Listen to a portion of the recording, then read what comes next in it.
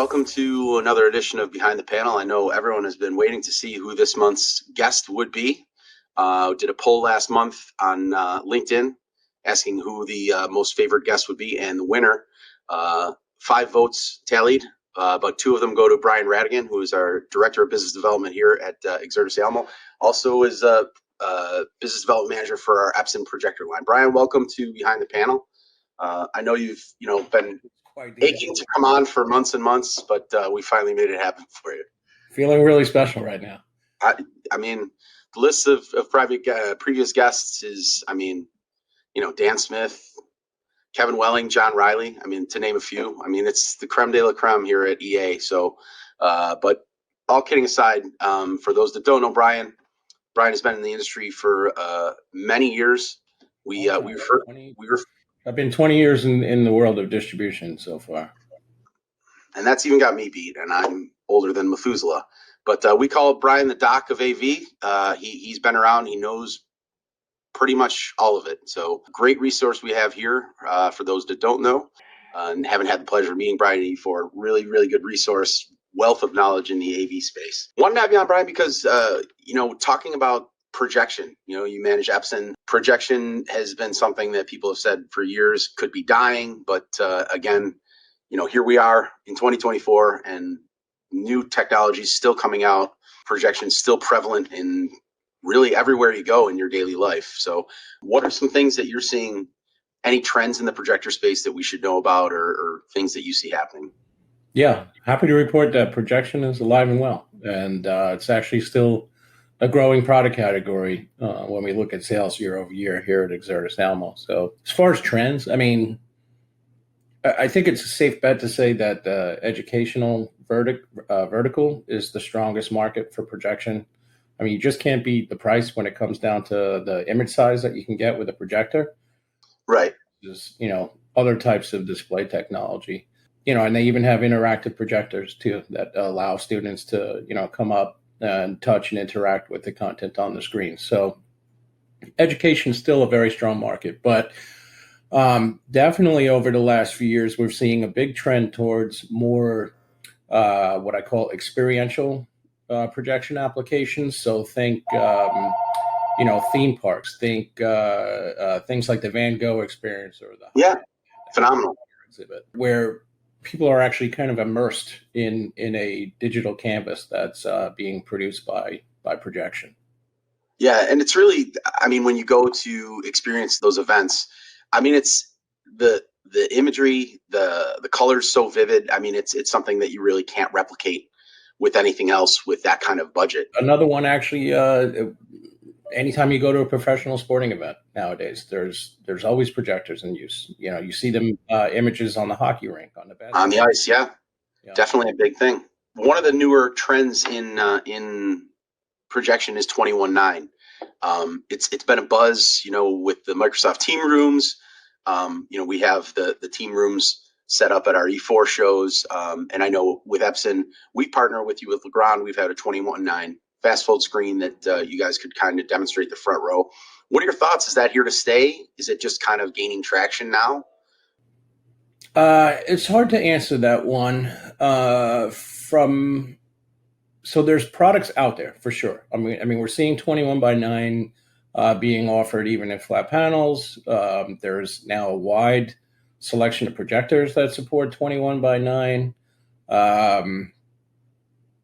But honestly, I'm not getting a big call for it, in the day-to-day business. I think the main driver of that is it's very specific to kind of that, conferencing application. If we're talking about just doing standard video or PowerPoint presentations, which are still very, very common, the 21.9, doesn't really apply there. So gotcha.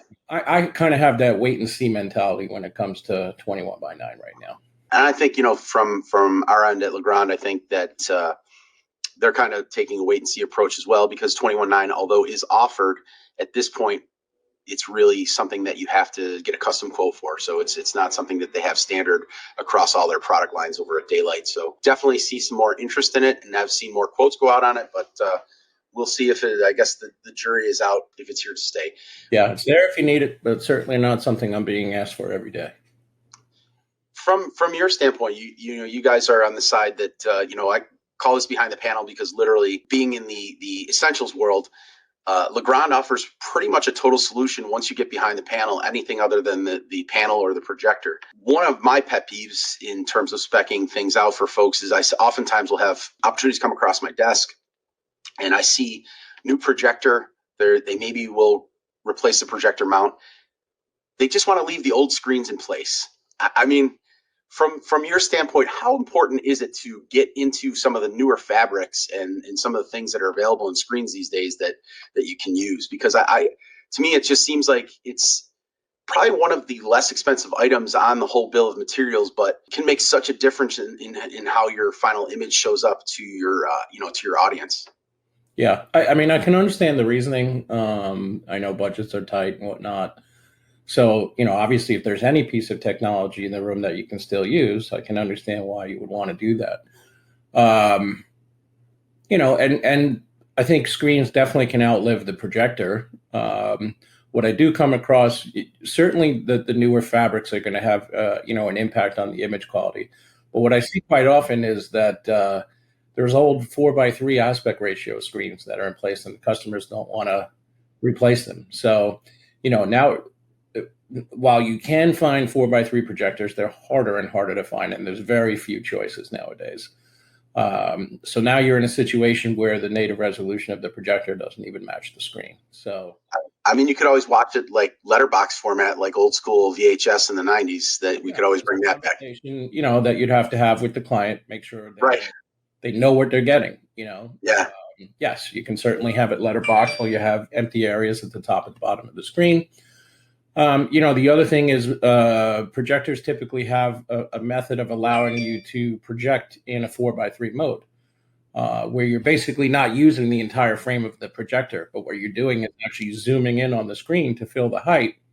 But you still kind of have that I call it black light, or that kind of halo-ish effect where you're overshooting the screen on both sides. So it's not ideal. So at a minimum, I always recommend that best case scenario is to match the aspect ratio of your screen to the native output of the projector.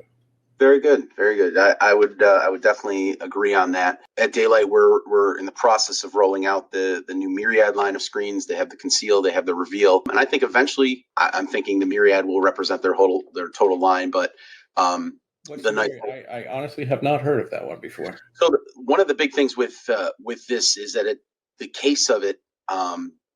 In terms of the Reveal, it does not have a true front or back plate. So you can mount it if you were, let's say you had it on a stage.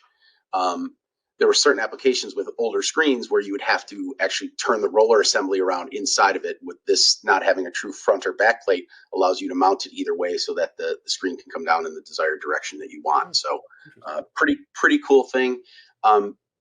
You can get it with black drop. You can get it with the Sightline, which is an airline cable that takes away the black drop, and it literally makes it look like you have a floating screen. So that's a very cool, very cool product. And again, if you go tensioned, you have a lot of different fabrics. But right now, the Myriad, they're just focusing on the I guess we'd call it the medium, which is the 14 to 16 foot wide screens. Are what they're really focusing on now. So and then of course you have screen gain, which is going to have a very significant impact on the perceived brightness of your image as well. So, and again, message to integrators out there: make sure you go out and do a site survey. Make sure you check the ambient light. Make sure that, because at the end of the day, if you're giving them a great new projector and you've got an old screen and you've got a whole slew of windows in front of it, you're not going to have a very happy customer. And if you check that ambient light and make sure that you're putting out enough lumens and that screen has enough gain to bring that image back to the people. So oddly enough, that's usually the first question I ask when either a customer or one of our reps comes to me and says, hey, how bright of a projector do I need? My first question is, well, there's a few questions I'm going to ask, but I always ask about the ambient light in the room. And it's hard to believe, but easily 90 to 95% of the time that measurement. I have no idea. Yeah. I don't know. Yeah. But So it's I get answers like, well, it's a bright room. So it's really okay, hard, if the fact that what I'm trying to get at is having that one measurement, again, along with like screen size and screen gain, we can yeah, actually, mathematically calculate the required number of lumens to get that, desired 15:1 contrast ratio. So right. light reading is very important. Yeah. Well, Brian, I'm getting to the point in the show. I have a question I ask everybody. I don't know. I know you've watched episodes of this before. It is, I'm a lifelong wrestling fan. I know you are not, but on the odd chance you would not happen to be related to or have, like somebody that knows Nature Boy Ric Flair that could get him as a guest on Behind the Panel, do you? I'm sorry, I can't help you with that one. I mean, Dan Smith was my biggest hope. He lives in Florida. Nature Boy lives in Florida. I thought we could pull that off. But again, we're 0 for 5 on the Ric Flair, anyone getting him. So anyone out there that knows him, all of you watching at home, all that voted for Brian, please come in and try and get me with Nature Boy Ric Flair. But Brian, I appreciate you making time for me today. Great discussion. Thank you so much. And we'll see you guys next time on Behind the Panel.